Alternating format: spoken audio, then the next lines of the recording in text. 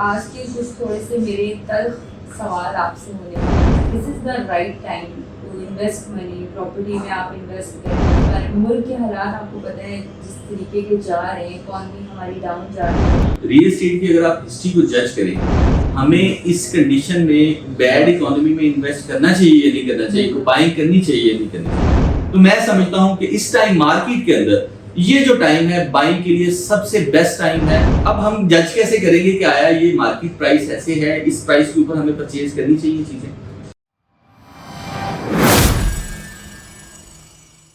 अस्सलाम वालेकुम, मेरा नाम गुलबीना है और आज हम बात करने जा रहे हैं प्रॉपर्टी के हवाले से, इन्वेस्टमेंट पॉइंट ऑफ व्यू के हवाले से एंड जो मुल्क के हालात जा रहे हैं उसके हवाले से हम बात करेंगे। मुदस्सिर नज़ीर सर से जो कि मेरे सामने इस टाइम पे मौजूद है, इनका थोड़ा सा मैं एक्सपीरियंस आप लोगों को बताती चलूँ कि 7 to 8 इयर्स का एक्सपीरियंस है। माशाल्लाह से रियल एस्टेट एजेंट रहे हैं एंड बिल्डर्स का इनका एक्सपीरियंस रहा है एंड डेवलपर्स का इनका एक्सपीरियंस रहा है। अस्सलाम वालेकुम मुदस्सिर सर, क्या हाल है, कैसे हैं आप? वालेकुम सलाम।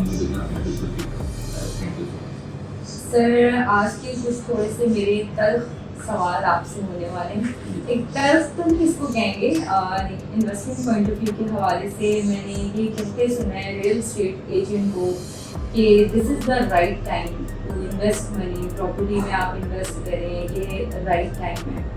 तो सर आप क्या कहते हैं इस बारे में? मुल्क के हालात आपको पता है जिस तरीके के जा रहे हैं, इकॉनमी हमारी डाउन जा रही है, तो इस टाइम पे भी सही है, राइट टाइम है इन्वेस्टमेंट करना? बिल्कुल, आपका गुलबीना बड़ा वैलिड क्वेश्चन है। इसके ऊपर हमारी बड़ी डिबेट्स भी होती हैं, हम डिफरेंट सेमिनार्स को भी अटेंड करते हैं, उन चीज़ों को अंडरस्टैंड करते हैं कि ये क्वेश्चन हमेशा मार्केट के अंदर मौजूद रहता है। रियल एस्टेट की अगर आप हिस्ट्री को जज करें, अगर हम बहुत ज़्यादा दूर नहीं जाते तो आपको ये 24 ईयर्स का जो सर्कल है 2000 से लेकर 2024 तक, आप देखें कि रियल एस्टेट की इंडस्ट्री के अंदर किस तरह ये वेव्स की शक्ल में मूव करती है। आपने ये देखा होगा कि कभी भी रियल एस्टेट का जो साइकिल होता है वो 5 इयर्स के अंदर अंदर में कंप्लीट होता है। मैक्सिमम आप प्रॉपर्टी के हवाले से बात करें तो किसी भी प्रॉपर्टी को आप जब बाय करते हैं तो वो 3 इयर्स 4 इयर्स या 5 इयर्स के अंदर जो है ना अपना कैपिटल गेन डबल की तरफ लेके आते हैं। इसकी एक बड़ी सॉलिड रीजन है कि रियल एस्टेट इंडस्ट्री के अंदर लैंड इन्वॉल्व है और लैंड डायरेक्टली एंगेज होती है पॉपुलेशन के साथ। अब एक कंट्री की जो लैंड है वो एक स्पेसिफिक अमाउंट के अंदर है, इससे ज्यादा नहीं है, उसने उतना ही रहना है। लेकिन पॉपुलेशन एक ऐसी चीज है जो कंपाउंडिंग इफेक्ट के साथ साथ इंक्रीज कर रही है। सर, कोरोना के टाइम पे आपको पता है ज्यादा बढ़ी है। बिल्कुल ऐसी है। वो एक ऐसा इम्पैक्ट था कि मोस्ट ऑफ द पीपल जो है ना वो घरों में अपना टाइम स्पेंड कर रहे थे, तो उस वजह से उसका इम्पैक्ट आया। अब ये जो आपका सवाल है कि is it the right time to invest, हमें इस कंडीशन में बैड इकोनॉमी में इन्वेस्ट करना चाहिए या नहीं करना चाहिए, बाइंग करनी चाहिए या नहीं करनी चाहिए, इसके हवाले से मेरा बड़ा मतलब सॉलिड बिलीफ है कि मार्केट के अंदर जब भी आप कोई चीज परचेज करते हैं तो आपने सिर्फ ये देखना है कि इस टाइम मार्केट के अंदर जो चीजें अवेलेबल हैं वो अपनी प्राइस से नीचे है या प्राइस से ऊपर है। बाइंग का बिहेवियर आप किसी भी इंडस्ट्री में देखें, किसी स्टॉक्स को आपने परचेज करना है, क्रिप्टो के अंदर आपने परचेज करना है, रियल एस्टेट के अंदर आपने परचेज करना है, इवन कमोडिटी के अंदर कोई चीज आपने परचेज करनी है। जब कोई चीज मार्केट में अवेलेबल इस सिचुएशन में हो कि वो अपनी प्राइस से नीचे अवेलेबल हो रही है तो उसको आंखें बंद करके ले लेना चाहिए, सोचना भी नहीं चाहिए। अब हम जज कैसे करेंगे कि आया ये मार्केट प्राइस ऐसे है, इस प्राइस के ऊपर हमें परचेज करनी चाहिए चीजें। इस टाइम मार्केट ने जो पिछला शिफ्ट लिया था वो 2021-22 में लिया था।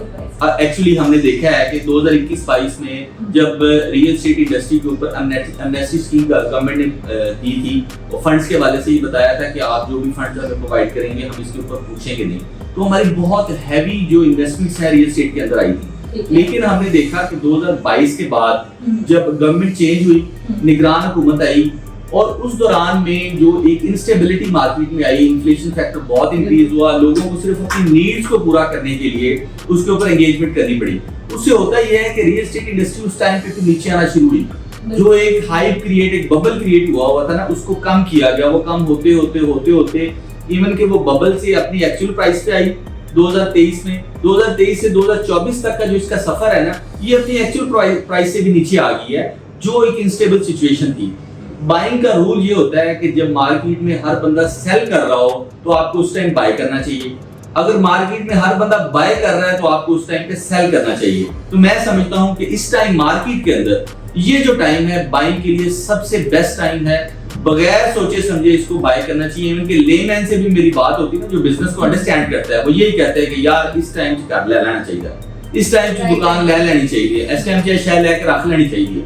आपने अपने लिए लेना है, रखने के लिए लेना है, या आपने आप उससे कैपिटल गेन लेना है, तो ये बहुत अच्छा टाइम है, इसके ऊपर आपको ये परचेज करना चाहिए।